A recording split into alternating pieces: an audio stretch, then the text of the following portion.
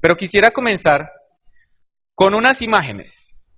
Y ustedes vamos a decir algunas cosas sobre estas imágenes. Levanten la mano si conocen la leche Clean. Muy bien, todos, ok. ¿La consumen o poco? ¿No mucho? ¿No mucho? Bueno. Sí, bueno, leche Clean. ¿Hace cuánto existe? ¿Creen ustedes? Uy, hace un montón de tiempo, ¿cierto? Ustedes dirían, si les pregunto por la calle, ¿sabe qué es la leche Clean? Ustedes dirían, por supuesto. ¿Sí? Bueno, ¿cuántos de ustedes sabían que leche Clean significa milk al revés? Que es leche en inglés. ¿Lo habían visto de esa manera? Bueno, ¿cuántos no sabían y se acaban de enterar? Ok. Interesante, algo que hemos visto todo el tiempo, algo que estamos acostumbrados a supuestamente ver. Y sin embargo, por lo menos yo cuando me di cuenta que un poquito como atónito, de que no hubiera caído en cuenta de esto. FedEx. ¿Cuántos conocen FedEx? Levanten la mano. ¿Es una empresa de qué? De correos, de envíos, muy importante, es una empresa estadounidense. Y bueno, ¿quién no conoce FedEx? ¿Cierto? La misma idea. ¿Se habían dado cuenta ustedes que aquí hay una flecha? ¿No? ¿La ven? ¿La ven? Entre la E y la X hay una flecha blanca. ¿Cuántos no se habían dado cuenta y se acaban de dar cuenta? Levanten la mano. Y sin embargo decíamos que conocíamos FedEx. No lo habíamos detallado, ahora lo vemos de una manera distinta, ¿cierto? Como que dice, bueno, impresionante, ¿qué estaba viendo yo que no había visto esto? Otro ejemplo, Kisses, deliciosos. ¿A quién le gusta el Hershey's? ¿No? Bueno, chocolate, los que están todavía. Eh, Algo muy similar. Aquí, entre la K y la I, ¿qué hay? Esta es la forma del chocolate. ¿Se dan cuenta? Está exactamente la forma del chocolate. Y bueno, cuesta un poco verlo. Cuesta un poco verlo. Un último ejemplo. ¿Quién no conoce Amazon? Amazon, una de las empresas, si no la empresa más exitosa de nuestra época. El hombre hasta hace muy poco, porque se divorció, era el hombre más rico del mundo. Se divorció y ya no lo es. Ahora la esposa es la mujer más rica del mundo. Y bueno, ¿qué notan ustedes en Amazon? ¿Qué aparece ahí? Una sonrisa, una carita feliz, dirían algunos. El logo, el que creó el logo, quería mostrar que en Amazon ustedes pueden conseguir todo, desde la A hasta la Z. ¿Ven? Pueden conseguir todo. Ahora que ustedes dirán, bueno, ¿y cuál es el punto con todas esas imágenes que he traído? El punto es que a veces nos acostumbramos a ver cosas y las damos por sentadas y no nos hemos realmente detenido a observarlas, a pensarlas. Hacen parte de nuestra rutina de vida. Por lo menos nosotros en nuestra casa utilizamos leche Clean todos los días para hacer el chocolate. No utilizamos la otra leche. Hace parte de nuestra rutina y sin embargo nunca había yo entendido qué significaba leche en inglés. No las conocemos realmente. Nos hace falta una mirada renovada a lo que creemos ya haber conocido. Ahora les voy a poner otra imagen y ustedes dirán, bueno, conozco ya todo, ya sé qué es, así como dijeron con la leche, con Amazon, etcétera. ¿Qué con esta imagen? ¿Saben qué es? ¿Cierto? La cruz. ¿Saben qué significa? Pero la hemos pensado. Es posible que nos hayamos acostumbrado quizás a la prédica, al evangelio, que creamos conocer con exactitud todo lo que implica y en todo lo que consiste la vida cristiana, el creer. Es posible que de pronto, aunque creamos conocer, es algo que realmente no hemos experimentado, algo que realmente no hemos visto, vivido, porque nos puede pasar, igual que con la leche clean y las otras imágenes. Redondee un número en su cabeza. ¿Cuántos sermones cree usted que ha escuchado en su vida? Aquellos que están en el Evangelio por años, años y años, ¿cuántos sermones han escuchado? ¿Alguien quiere dar un número? de algo que se le venga a la cabeza. Tendría que hacer la matemática, ¿no? ¿Cuántos domingos tiene un año? Por lo menos 1000. Bueno, ok, 1000. 1000 sermones. 1000 sermones. De pronto ya hemos escuchado todo el Evangelio, dirán ustedes. Pues con 1000 sermones, ¿cómo no? ¿A cuántos estudios bíblicos han asistido? ¿Cuántas veces han participado en retiros cristianos? Tomado cursos, estudiado libros importantes. Y sin embargo, es importante preguntarnos si de pronto, muy probablemente, no hemos comprendido plenamente el Evangelio. ¿Será que se ha desvanecido en nosotros lo que significa esa cruz? ¿No hemos comprendido a plenitud lo que ella implica en nuestra vida? Bueno, quizás igual que con las imágenes, hemos participado de una religión sin realmente comprender, vivir o experimentar el significado de la cruz. Y por eso es que el título del sermón es De oídas te había oído, que ya vamos a ver está relacionado con algo de las Escrituras. En la iglesia hoy tenemos varios problemas, diría yo. Es normal porque es una institución humana. Puede ser que nos hemos acostumbrado al Evangelio y al significado de la cruz. Ya no escuchamos nada nuevo, ya no sabemos todas las Escrituras. Y esto aplica para muchos tipos de personas, ya voy a entrar en los detalles. Entonces, pues, ¿para qué prestar atención a un sermón si ya hemos escuchado el mismo sermón? Si ya hemos hablado de la conversión de Saulo, si ya hemos hablado de que Cristo murió en la cruz, ¿cuántas veces hemos escuchado lo mismo? ¿Por qué entonces volvés a escucharlo? ¿Dónde está lo nuevo? Ese es el argumento que podemos decir y pues en ese sentido, pues nos podemos simplemente dormir de aburrición. ¿Por qué venir a la iglesia deja de tener sentido? Hay muchas personas que pueden tener esta dificultad. Creo que todos de alguna o menor manera. Primero los que crecieron en la iglesia, nuestros jóvenes. Los que crecieron en la iglesia, los hijos de pastores, los hijos de líderes, los que nacieron en la iglesia, se conocen todo. Conocen cómo funciona la iglesia, estuvieron en escuela dominical, conocen Juan 3:16 de memoria, se saben el Salmo 23, saben buscar rápido en las escrituras y dicen, eso yo ya me lo sé, ¿ven?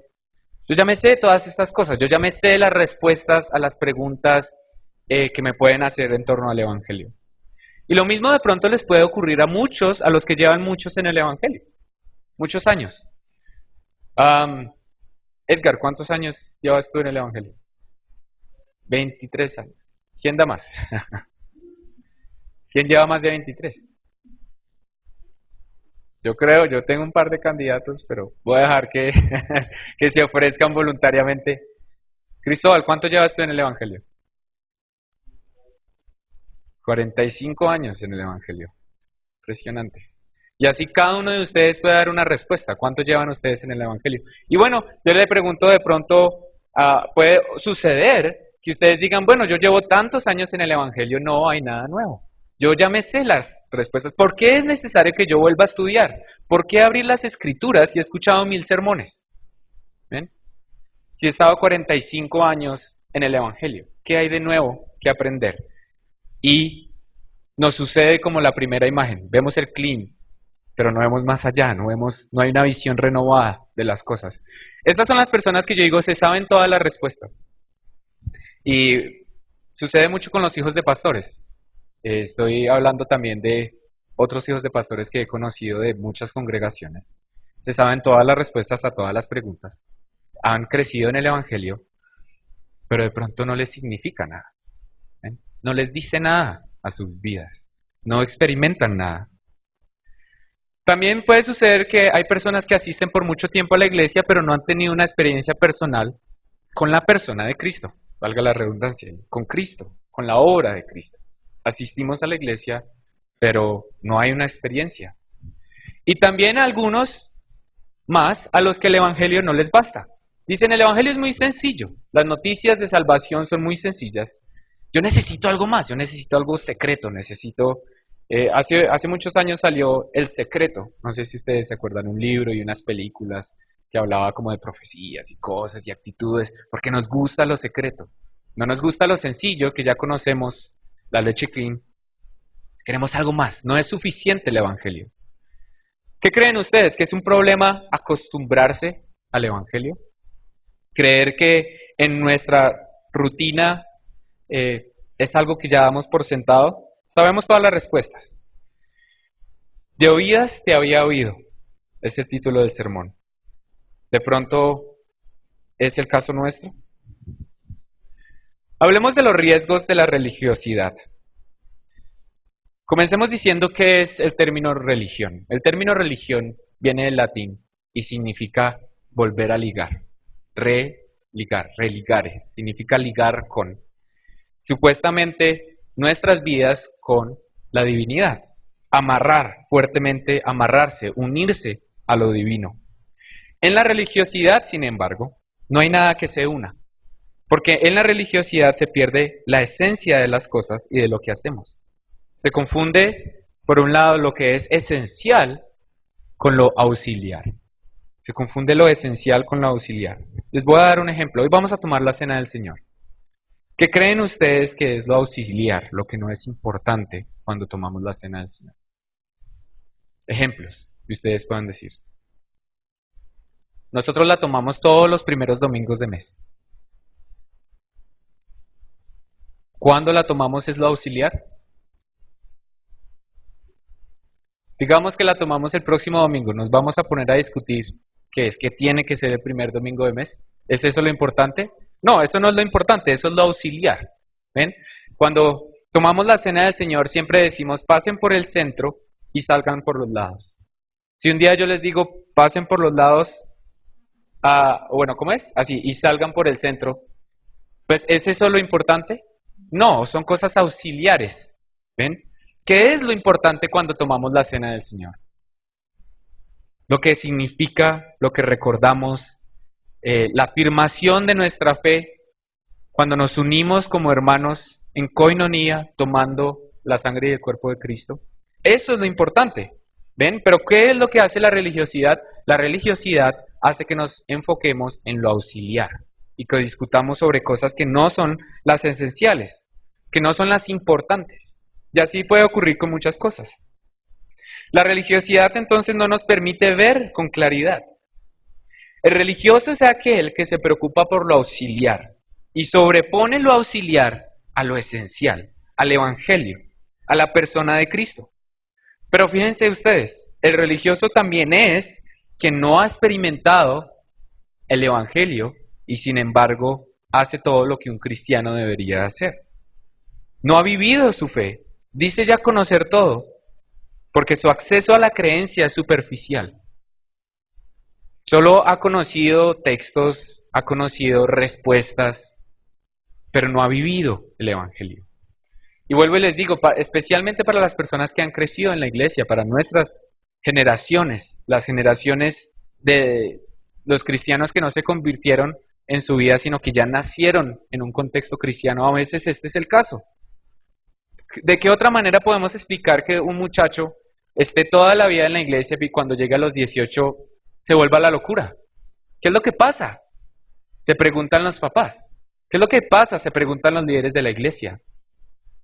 Vivieron una religiosidad, vivieron lo auxiliar, lo superficial del evangelio, pero nunca experimentaron y nunca vivieron lo que ese evangelio significa. ¿Cuántas veces nos ha ocurrido a nosotros mismos también? Que nos vemos encerrados en religiosidad y al final de cuentas no hemos experimentado, no hemos vivido la fe, no la hemos conocido, solo de oídas la hemos escuchado. Y dice, como vamos a ver también más adelante, Job decía, hablaba lo que yo no entendía, decía. Podemos decir, hablaba lo que yo no vivía. Era religiosidad. Y ustedes se podrán preguntar a ustedes mismos esto cómo los afecta. Ahora, volviendo al ejemplo, digamos, de los que han crecido en la iglesia y en nuestra actual generación, ese es, yo diría, el gran problema. ¿Cómo hacemos nosotros para pasar a la siguiente generación las noticias de Dios sin pasar lo auxiliar, sino pasando lo esencial, pasando lo importante, pasando vidas transformadas y no simplemente ritos? Ahora, dichas actitudes no son nuevas, pueden abrir sus Biblias en Mateo 15. Este problema esta tensión entre lo auxiliar y lo esencial no es algo nuevo, no es algo que sea un problema de nuestra iglesia hoy, sino que es un problema humano que el Señor Jesucristo incluso nos mostró y que dejó consignado en las Escrituras. En cierta ocasión, vamos a ir a Mateo 15:1, digamos que ese capitulito ahí. Los escribas y los fariseos se acercaron a Cristo. Ahora, ustedes ya saben que los escribas, los fariseos en estos contextos siempre se acercaban a Cristo, no de una manera genuina, realmente sincera, sino porque querían ponerle la trampita, ¿cierto? Ya sabemos eso, le querían poner como estas preguntas capciosas, preguntas difíciles, preguntas tramposas. Y se acercaron a él y le dijeron, bueno, tus discípulos, ¿por qué no se lavan la mano? ¿Por qué quebrantan la tradición de los ancianos? No se lavan las manos antes de comer el pan. Y bueno, Cristo les contesta más adelante en el versículo 7 que tengo aquí, les dice, hipócritas, bien profetizó de vosotros Isaías cuando dijo, este pueblo de labios me honra, mas su corazón está lejos, su corazón está lejos de mí. En vano me honran, enseñando como doctrinas mandamientos de hombres. Y llamando así a la multitud, les dijo, oíd y entended. No lo que entra en la boca contamina al hombre, mas lo que sale de la boca, esto contamina al hombre. Entonces, ¿qué es lo que está pasando? ¿Qué es lo que el Señor Jesucristo está diciendo acá? Ellos le están haciendo una pregunta de religiosidad. Le están diciendo, ¿por qué no se lavan las manos? ¿Ven? Leyes, tradiciones, porque ni siquiera dicen que está quebrantando la ley de Dios, sino dice quebrantando la tradición de los ancianos. ¿Sí? Y Cristo les está diciendo, eso es lo auxiliar. Ustedes se están fijando en lo auxiliar, en lo que no es importante, en una religiosidad. ¿Qué es lo verdaderamente importante? Que su corazón esté cerca de mí. Eso es lo importante. Lo importante es lo que sale del corazón, porque eso es lo que contamina, no lo que entra al cuerpo, sino lo que sale del corazón. ¿Ven? Cristo está enfocado en lo esencial, mientras que los fariseos están pensando en lo auxiliar, en lo que es religiosidad. Los fariseos no han encontrado, en este momento no han percibido lo que significa esta escritura, lo que significa lo importante. Lo importante es dónde está mi corazón. Y yo me preguntaba, también, porque también lo ha dicho Cristóbal, cuando uno hace un sermón, el primero a que se le habla es a uno mismo, ¿no? Y yo decía, bueno, ¿cuánto cuidado tengo que tener de que mis labios honren, pero mi corazón esté lejos? ¿Ven? Porque ahí hay religiosidad. Yo puedo decir cosas muy lindas, puedo tener un discurso muy elaborado, pero mi corazón puede estar lejos. ¿Ven? Y entonces vuelvo a lo de Job. Dice, hablaba de lo que no entendía, hablaba lo que no había vivido, no había comprendido. Hay otras ocasiones, hay dos ocasiones en que Cristo vuelve y repite esta idea. Ambas están en Mateo 12. Las pueden anotar o como ustedes quieran. Después de que Cristo entonces está diciendo, miren, lo importante no son las manos, es el corazón. Si el corazón está mal, ¿de qué sirven manos limpias? ¿De qué sirve tu religión? ¿De qué sirven tus ritos? Si solo me honras de labios. De nuevo, religiosidad es confundir lo auxiliar con lo esencial. En otras dos ocasiones ocurre algo similar, y están ambas en Mateo 12. En una, Cristo se sienta a la mesa con publicanos y pecadores. ¿Y qué creen ustedes? ¿Que estaban contentos los fariseos de ver cómo Cristo se sentaba con publicanos, con pecadores? ¿Qué dijeron? Mírenlo, ¿por qué? ¿Pero por qué? Lo están señalando, pero usted ¿por qué se está sentando con publicanos? ¿Por qué se están sentando con pecadores? Lo criticaron, le dieron fuerte. ¿Y cómo contesta Jesús? Vayamos ahí, creo que es Mateo 12. Tengámoslo acá. Del 1 al 8 y dice, digamos que primero les dice, a ver, otra vez les dice, ustedes se están fijando en la auxiliar. Dice, voy a leer desde el versículo 2. Viéndolo los fariseos le dijeron, he aquí tus discípulos hacen... bueno, pero creo que ese es otro... Ese es otro ejemplo, qué pena, discúlpeme, ese ejemplo ya lo vamos a ver. Eh, en este primer ejemplo, en que lo critican por estar sentado con pecadores y publicanos, él dice, miren, es que ustedes no se dan cuenta que yo vine a los que me necesitan. Yo no vine a los justos, vine a los pecadores, porque son ellos los que necesitan arrepentimiento. Y al final él dice, si supieres qué significa misericordia quiero y no sacrificio, dice él, porque no he venido a llamar a los justos, sino a los pecadores al arrepentimiento. ¿Ven? Entonces él dice, vean, si ustedes se hubieran fijado en lo que quieren decir las escrituras en Oseas, cuando decía, misericordia quiero y no sacrificios. Esta es la escritura que Cristo está citando, dice, porque misericordia quiero y no sacrificio, y conocimiento de Dios más que holocaustos. En otra ocasión, que ahora sí está en Mateo 12, la que les estoy diciendo, resulta que estaba caminando Cristo junto con sus discípulos y los discípulos les dio hambre. ¿Y qué comenzaron a hacer los discípulos? A coger las espigas del campo, a recoger las espigas del campo. Ahora era un día de reposo y eso era considerado trabajo. Entonces llegaron los fariseos, y ahora sí leámoslo en el versículo 2. Dice, viéndolo los fariseos le dijeron, he aquí tus discípulos hacen lo que no es lícito hacer en el día de reposo. Pero él les dijo, ¿no habéis leído lo que hizo David cuando él y los que estaban con él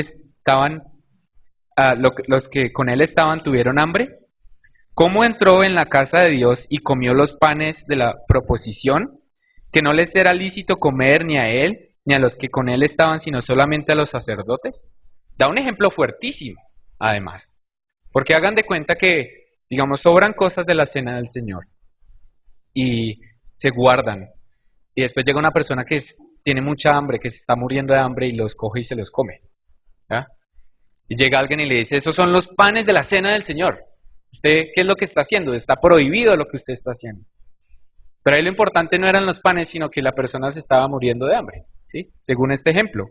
Y continúa Cristo en el versículo 5, dice, ¿o no habéis leído en la ley cómo en el día de reposo los sacerdotes en el templo profanan el día de reposo y son sin culpa? Pues os digo que uno mayor que el templo está aquí, él. Y si supieses qué significa otra vez, misericordia quiero y no sacrificio, no condenaríais a los inocentes, porque el Hijo del Hombre es Señor del día del reposo.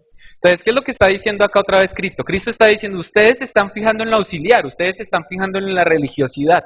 Ustedes están hablando otra vez de que por qué me siento con pecadores, están hablando otra vez de que por qué mis discípulos toman espigas y no se están dando cuenta de lo importante. Misericordia quiero. Misericordia con los pecadores a los que he venido, misericordia en el momento de alguien que siente hambre. ¿Sí? Misericordia quiero y no sacrificio. Pero ¿qué es lo que hace el religioso? ¿Se fija en él? Sacrificio. ¿Qué es lo que hace el religioso? No en el verdadero conocimiento de Dios en una relación personal, sino en el holocausto, en la ofrenda. No sé, cualquier cosa se puede volver religiosidad si pierde lo esencial, si se fija en lo que no es importante. Y por eso volvemos a Isaías 29:13, que era la escritura que Cristo estaba utilizando antes, y decía, este pueblo me alaba con la boca y me honra con los labios. Otra vez, pero su corazón está lejos de mí. Su adoración no es más que un mandato enseñado por los hombres. Fuertísimo. Me están adorando, pero realmente no me están adorando. Me están adorando porque hace parte de la liturgia, hace parte de la iglesia, hace parte de las cosas que debería yo hacer porque supuestamente soy cristiano. ¿Bien? Pero si el corazón está lejos, pues no sirve de nada, no sirve de nada la religiosidad, no sirve de nada que los servicios salgan hermosos, no sirve. Es religiosidad, pero no es fe. Ahora, volviendo a la relación, bueno, lo que hemos dicho con las imágenes es que entonces hay un riesgo en la religiosidad. Y es que podemos vivir el Evangelio de una forma rutinaria o acostumbrada sin realmente experimentarlo, sin realmente verlo, sin realmente vivir lo esencial del Evangelio. Así como con las imágenes. Conocemos, creemos que son las imágenes, pero no sé cuántos de ustedes tuvieron este sentimiento. A mí me pasó cuando me dijeron que clean significaba milk. Es como si se me hubieran abierto el entendimiento. Es como, ¡ah! ¿Cómo así? ¿Sí? O cuando ven el FedEx y tiene la flechita, es como, es sorprendente. Yo, wow, ¿cómo así? No había entendido, pero ahora entiendo. ¿Ven? ¿Cuántas veces de pronto no hemos entendido lo que es realmente el Evangelio? Y es muy fácil desviarse de lo esencial. Es fácil aburrirse de esas cosas. Ahora, ¿qué vamos a hacer cuando invitemos gente nueva a la iglesia, por ejemplo? ¿Qué le vamos a enseñar? ¿Cómo hacer los ritos? ¿Lo auxiliar? ¿O les vamos a enseñar lo esencial? Les vamos a enseñar lo importante. Les vamos a enseñar que se tienen que lavar las manos. Bueno, es importante, claro, pero no es lo esencial. Son cosas auxiliares. La iglesia de esta época, la iglesia que va a tener un significado en el mundo, es una iglesia que enseña lo esencial y que no se pierde en las discusiones de lo auxiliar. Ahora, un gran ejemplo, y era lo que estaba leyendo nuestro maestro Yesid, es la conversión de Pablo. Así que vayamos a Hechos 9.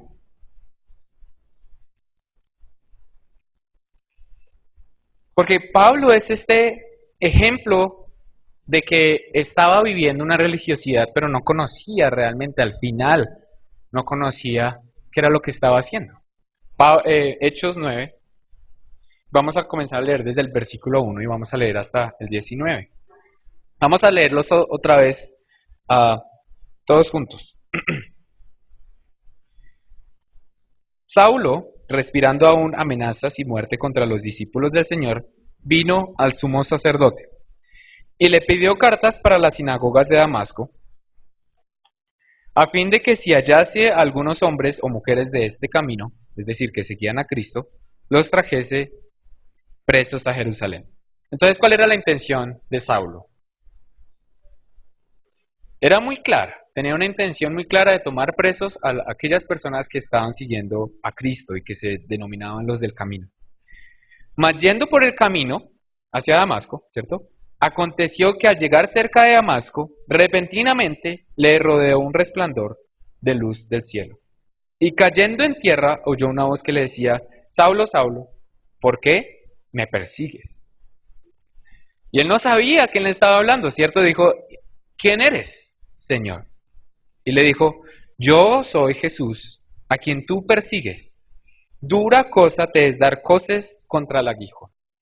Ahora, esta expresión dura cosa te es dar coces contra el aguijón es simplemente una forma de decir, no tiene sentido que luches contra algo que es más fuerte que ti. ¿Sí? Ese aguijón hacía alusión a una herramienta que utilizaban las personas para guiar a los bueyes. ¿Sí? Y era como que lo chuzaban al buey. ¿No? Y el buey podría pelear y le tira una patada o algo así, pero al tirarla se chuza más. ¿Ven? Entonces lo que quiere decir esa expresión es que no se puede tratar de resistir una fuerza que no se puede vencer. Es obstinación. Entonces Cristo le está diciendo, yo soy Jesús a quien tú persigues. No seas obstinado, porque mi voluntad se va a hacer. ¿Ven? No seas obstinado. Y él, temblando y temeroso, dijo, Señor, ¿qué quieres que yo haga? Y él le dijo, levántate y entra en la ciudad y se te dirá lo que debes hacer. Y los hombres que iban con Saulo se pararon atónitos, oyendo a la verdad la voz, mas sin ver a nadie. Entonces, ¿quién fue el único que vio a Cristo? Pues Saulo. Fue el único que lo vio, al único al que le fue presentado. Entonces Saulo se levantó de tierra y abriendo los ojos no veía. Entonces le ocurrió algo muy singular y es que acaba de ver a Cristo, pero de repente queda cegado. No veía a nadie, así que llevándole por la mano le metieron en Damasco, donde estuvo 3 días sin ver y no comió ni bebió. Yo cuando leo esta escritura siempre tiendo a pensar que en esos días, que más adelante dice que él estuvo orando, yo me pregunto, ¿qué estaba orando Saulo? ¿Qué era lo que le estaba pasando por la cabeza? Y yo creo que él siempre se estaba preguntando, pero ¿quién eres tú? Dices que eres Jesús, pero yo estaba trabajando para la iglesia y de un momento a otro me ocurre esto y me dices que ¿por qué te estoy persiguiendo? Estaba confundido, ¿cierto? Estaba tratando de pensar, ¿quién eres tú, Señor? Y esa es la pregunta, yo creo, la pregunta teológica que guía la vida de Pablo. Es siempre, ¿quién eres tú, Señor? Es la pregunta que nosotros nos debemos hacer, además, cuando leemos las Escrituras. ¿Quién eres tú, Señor? Y dice en el versículo 10, había entonces en Damasco un discípulo llamado Ananías, a quien el Señor dijo en visión, Ananías, y él respondió, heme aquí, Señor. Y el Señor le dijo, levántate y ve a la calle que se llama Derecha, y busca en casa de Judas a uno llamado Saulo, de Tarso, porque he aquí, él ora. Entonces, es claro que en ese tiempo él estuvo orando. No podía salir tampoco porque estaba ciego, estuvo orando, estuvo meditando. Y ha visto en visión a un varón llamado Ananías, que entra y le pone las manos encima para que recobre la vista. Entonces Ananías respondió, Señor, he oído de muchos acerca de este hombre. ¿Cuántos males ha hecho a tus santos en Jerusalén? Y aún aquí tiene autoridad de los principales sacerdotes para prender a todos los que invocan tu nombre. Entonces, ¿tenía Saulo autoridad? Digamos, dentro de la iglesia para hablar con el sumo sacerdote. Tenía mucha autoridad, no era cualquier persona, era una persona que tenía influencia. Acuérdense que dijo que le había pedido cartas al sumo sacerdote. No cualquiera se acerca al sumo sacerdote. Era una persona formada, era una persona, no era cualquier persona. Tanto así que pues Ananías lo conoce. Y dice el Señor en el versículo 15. El Señor le dijo, ve, porque instrumento escogido me es este, para llevar mi nombre en presencia de los gentiles y de reyes y de los hijos de Israel. Porque yo le mostraré cuánto le es necesario padecer por mi nombre.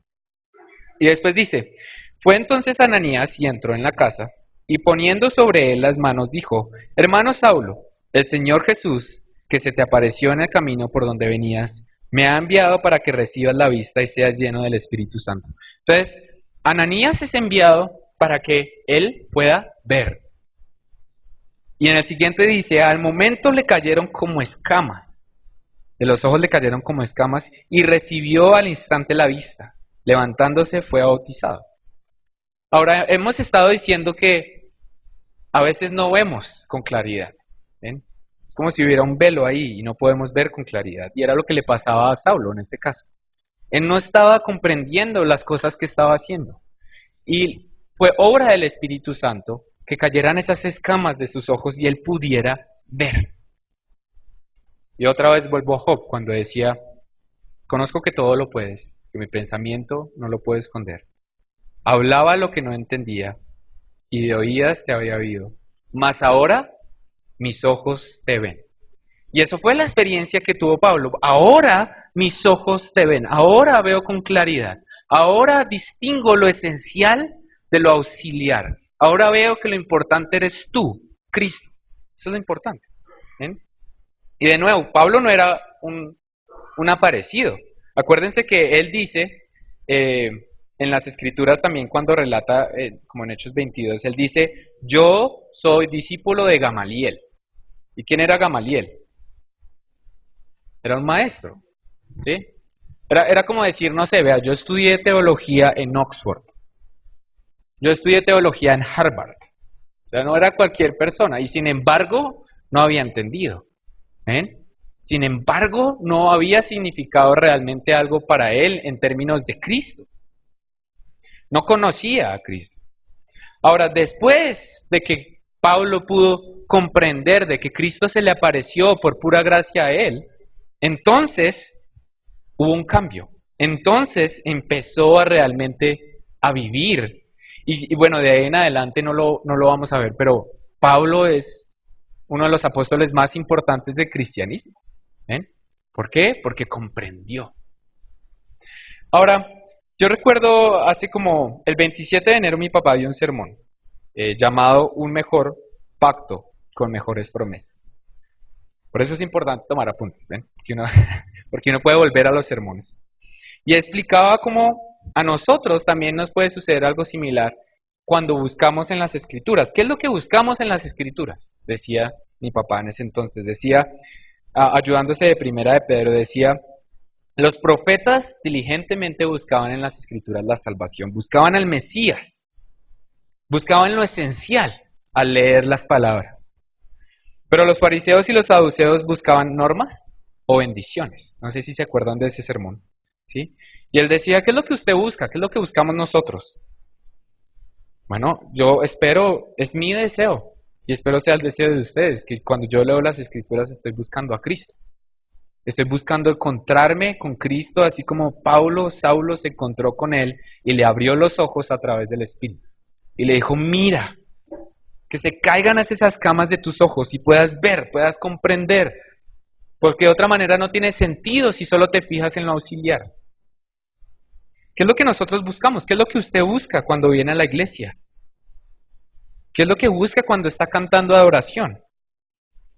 Ahora, de nuevo, es una pregunta que yo me hago personalmente todo el tiempo y me cuido de que mi respuesta se desvíe a otra cosa que no sea Cristo. Y yo los invito a que también ustedes se cuiden de eso. Ahora, ¿a cuántos de ustedes les gustaría tener una aparición como la de Saulo? Que estuvieran caminando por ahí en el bus. Bueno, caminando en el bus no tiene sentido. Estuvieran en el bus o estuvieran caminando y de repente tienen lo que se llama una teofanía, es decir, tienen una aparición de Dios, ¿sí? Se les aparece Cristo y les dice, Yesid, ¿ven? ¿Por qué? ¿Qué estás haciendo? ¿Ya? O a mí personalmente me gustaría mucho también que llegara y dijera, Andrés Felipe, ¿qué estás haciendo? Y se me cayeran los ojos. Bueno, las escamas, si no los ojos. Se me cayeran las escamas de los ojos. ¿Les gustaría a ustedes tener esa experiencia? Sí, claro, ¿no? Y además que uno ve la vida de Pablo y fue radical. Desde ese momento en adelante, desde el versículo 20 dice, enseguida predicaba a Cristo en las sinagogas. Él fue a predicar de una vez, él entendió. Y entonces, ¿qué pasa con nosotros? ¿Sabes? ¿No? Bueno, no todas las conversiones son igual. Fíjense que Pablo tiene un proceso muy distinto al de Pedro. A Pedro le toca, es difícil. Pedro no es que tenga un momento en que de ahí en adelante comprendió, sino que es como así, ¿no? Pedro es como que entendió y después la embarró y después dijo que iba a seguir a Jesús hasta la muerte y después lo negó y después Cristo lo restaura otra vez. A veces nuestras vidas se parecen más a Pedro que a Pablo.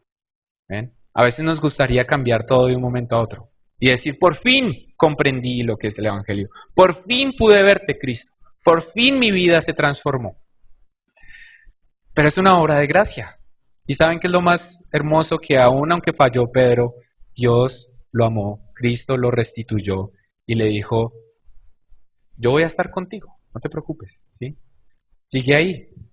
Hasta Pablo le llamó la atención al pobre Pedro, ¿se acuerdan? Lo regañó duro, porque a Pedro le costaba, de pronto nosotros somos Pedros. De pronto no tenemos una visión, una gran visión en la que se nos caen las escamas de los ojos y ¡wow! Comprendimos. De pronto nos cuesta. De pronto llevamos 40 años en el Evangelio y aún así a veces nos cuesta comprender. De pronto como nosotros que crecimos en la iglesia tenemos procesos muy distintos. Miren, como ustedes saben, yo crecí en la iglesia, yo nací en la iglesia, ¿cierto? Y interesantemente, en el 2015 yo me fui a Alemania y estuve 2 años en Alemania. Y ahí entendí muchas cosas que nunca había comprendido estando acá en la iglesia. Acerca de quién es Cristo, acerca de la voluntad de Dios en mi vida. Raro, ¿cierto? Todo lo que yo estaba haciendo antes lo hacía, pero de pronto era religiosidad. De pronto no comprendía yo bien. Y me tomó estar lejos, me tomó un tiempo, me tomó experiencias porque uno en un país solo es difícil también, ¿ya? En un invierno solo, uno preguntándose y abriendo las escrituras, ahí de pronto comprendí cosas, ¿ven? Y me costó.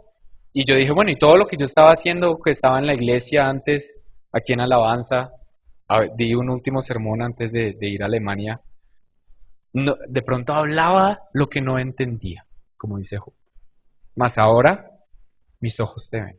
Y yo creo que ese es el anhelo perpetuo del cristiano y debe ser el anhelo perpetuo De pronto no entendemos. Hablamos lo que no entendíamos, hablábamos lo que no vivíamos, pero queremos ver. Queremos ver a Cristo. ¿Ese es el deseo suyo? Eso es lo importante. ¿Ven? Que el corazón, como dice él, no interesan mucho los labios, sino dónde está el corazón, si está lejos o está cerca de mí. Entonces, volvemos a las imágenes, a esas imágenes de las cosas que nosotros creemos saber todas las respuestas, creemos haber visto, conocer todo, pues con 1000 sermones uno diría, bueno, con 1000 sermones ya uno debe entender algo. Y resulta que de pronto no es así. Ahora, fíjense también en el versículo 17, hacia el final, él dice, hermano Saulo, el Señor Jesús, que se te apareció en el camino por donde venías, me ha enviado para que recibas vista. Y fíjense que al mismo tiempo dice, ¿qué? Y seas lleno del Espíritu Santo. ¿Quién es el que nos permite ver a Cristo con claridad? El Espíritu Santo.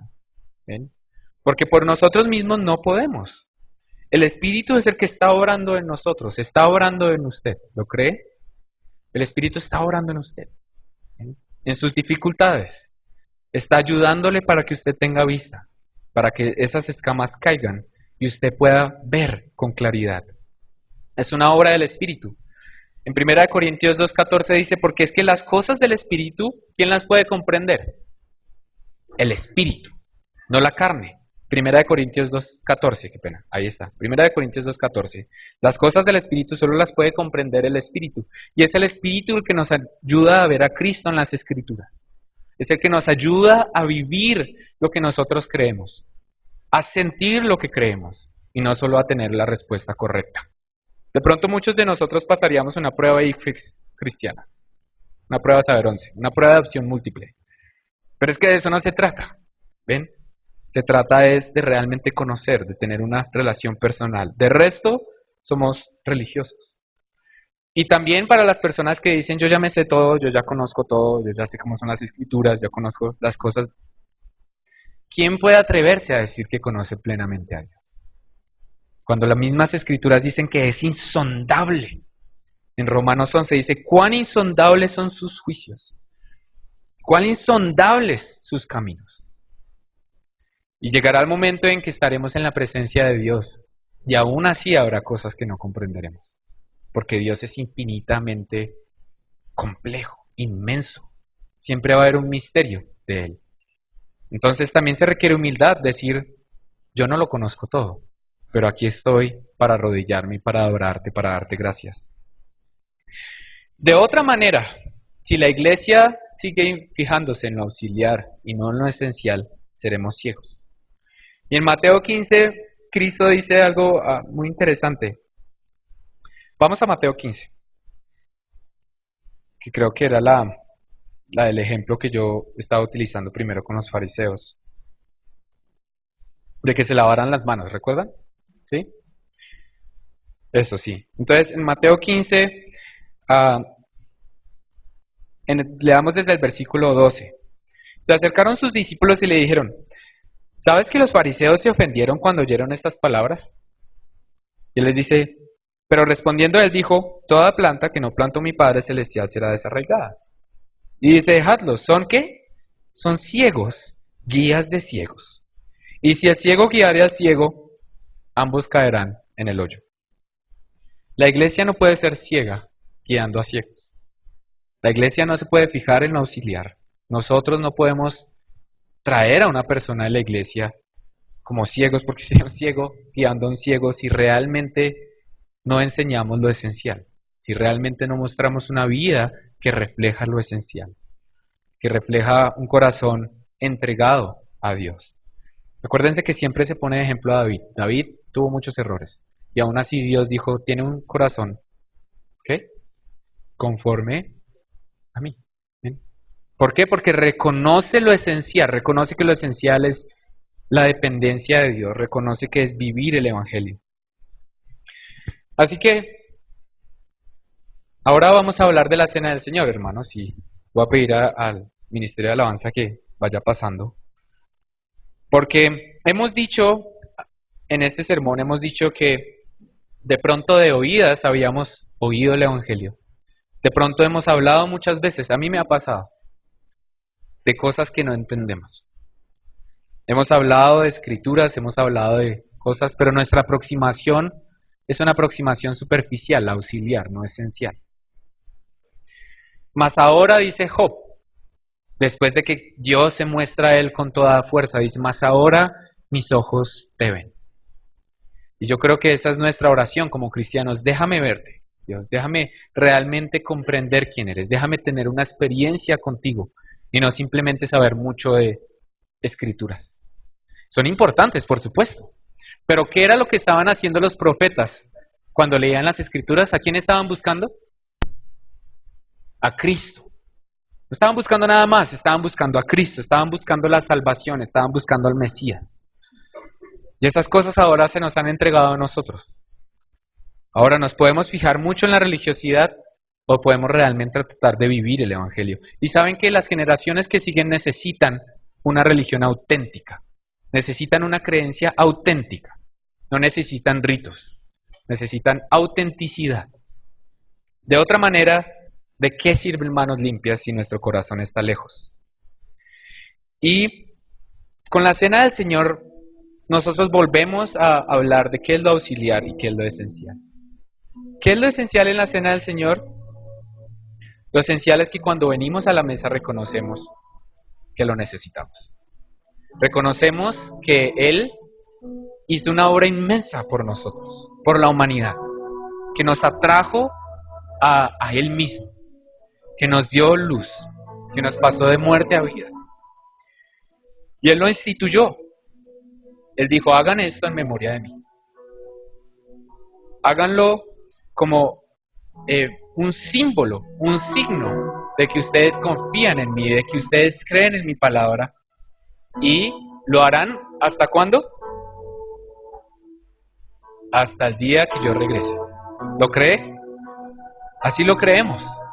Así creemos. Y cuando pasen a tomar la cena del Señor, les voy a pedir que en sus corazones digan, Dios, Cristo, te quiero ver. Quiero que me muestres qué es lo esencial. Y lo esencial eres tú. Y que no permitas que yo me quede en cosas auxiliares de la religiosidad. Yo no quiero verte, quiero recibirte. Abre los ojos. Quita de mí esas escamas que no me permiten ver. Que aunque yo lleve 40 años en el Evangelio, aunque haya escuchado 1000 sermones, pueda ver con renovada luz la hermosura de tu Evangelio, la hermosura de tu palabra. Cuídame de que me aburra, de que me acostumbre al Evangelio. Voy a pedir entonces que pasen por el centro y tomen la copa, tomen el pan. Las personas que están aquí les van a decir sangre y cuerpo de Cristo y ustedes contestarán amén.